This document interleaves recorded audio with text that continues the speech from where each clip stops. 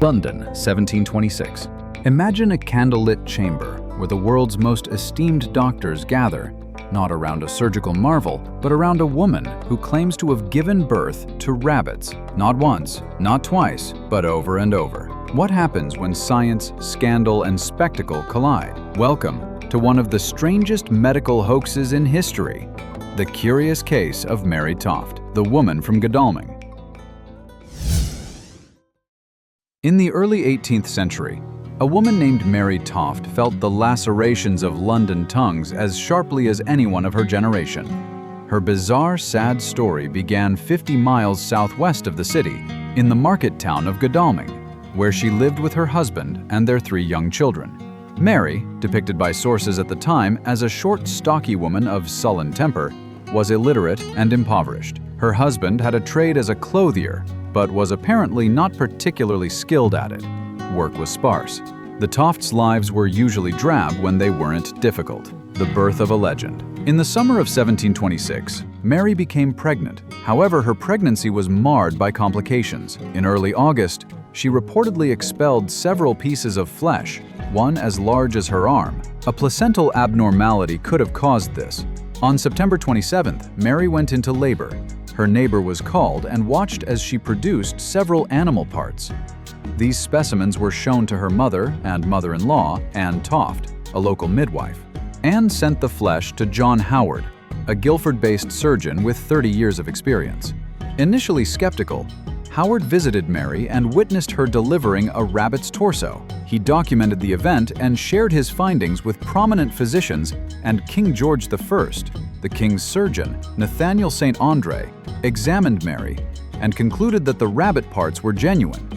Despite initial skepticism, some doctors were convinced of her claims.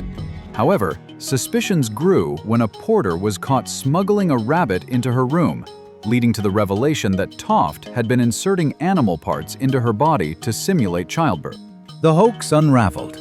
Under intense scrutiny in London, Mary eventually confessed to the hoax.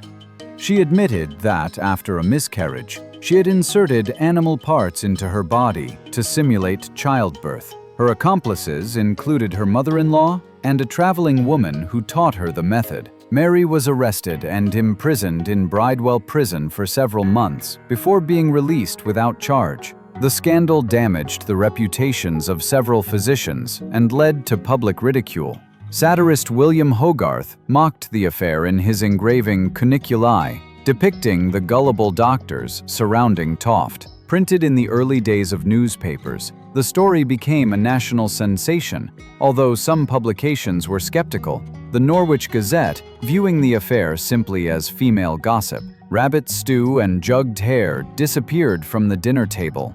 While, as unlikely as the story sounded, many physicians felt compelled to see Toft for themselves. The political writer John Hervey later told his friend Henry Fox that every creature in town, both men and women, have been to see and feel her. The perpetual emotions, noises, and rumblings in her belly are something prodigious. All the eminent physicians, surgeons, and man midwives in London are there day and night to watch her next production. John Hervey, 2nd Baron Hervey. The king gets involved. Nathaniel St. Andre, the surgeon to King George I, received Howard's letter. King George I became curious about the case and sent St. Andre to investigate. Unfortunately, St. Andre was not known for his medical prowess, but was given the job as a surgeon because he spoke German, the king's native languages. Andre visited Mary Toft, feeling her belly and stating that her right fallopian tube was creating the baby rabbits and that pressure crushed the rabbit into pieces.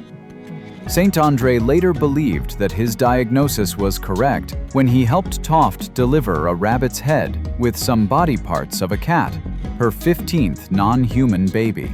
Doubts about authenticity of Mary Toft's rabbits start. Fascinated by the pickled rabbits brought back to London, the king sent Cyriacus Ahlers to Mary Toft in November. Ahlers found that Toft's face did not show any pregnancy signs despite her evident pregnancy. He assumed the entire thing was a hoax after observing Toft pressing her knees and thighs together as if she was keeping something from dropping down, via Mary Toft, the rabbit breeder. Despite this, Allers believed that what Toft felt was very real pain. Allers returned to London with several of Toft's rabbits. Upon closer study, Allers reportedly found evidence that they had been cut with a man-made tool. However, the king wanted to see Toft give birth in front of him and arranged for Mary to be transported to London. The hoax is revealed. Promised a royal pension for her journey, Mary agreed to perform her shocking ability before the king. Locked in a bathhouse constantly observed by court officials, Toft suddenly stopped producing rabbits. In early December, a porter reported that Toft had tried to bribe him to smuggle rabbit parts into her room. Richard Manningham, a colleague of St. Andre, confronted her, threatened with surgery.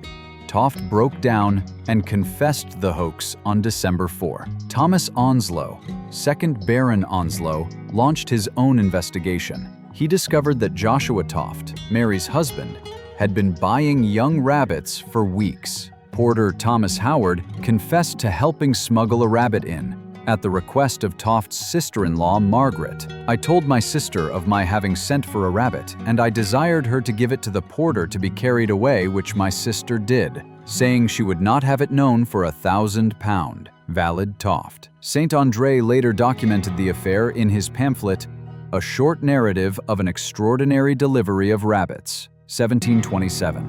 "Since I wrote to you, I have taken or delivered the poor woman of 3 more rabbits. The last leaps 23 hours in the uterus before it died. If she had been with child, she has but 10 days more to go, so I do not know how many rabbits may be behind."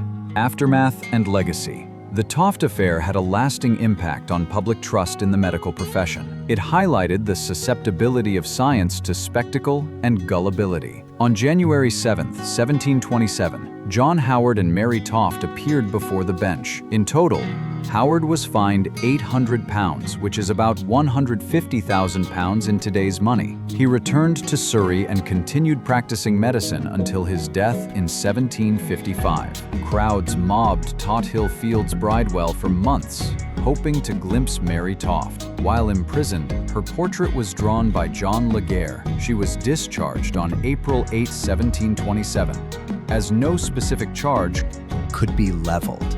The Tofts made no profit from the hoax. Mary returned to Surrey and in February 1728 gave birth to a daughter, Elizabeth, recorded in the parish register as her first child after her pretended rabbit breeding. In 1740, Toft was charged with receiving stolen poultry. She continued to be exhibited as a curiosity by local gentry. During the winter of 1763, she died. On 13 January, she was buried at Godalming. Despite her death, her grave remains unmarked. Was Mary Toft truly the deceiver, or simply the product of a world desperate to believe in the bizarre? If history's forgotten hoaxes and untold mysteries intrigue you, don't just watch. Subscribe, like, and hit the bell to uncover more strange stories buried by time, because the truth isn't always what it seems.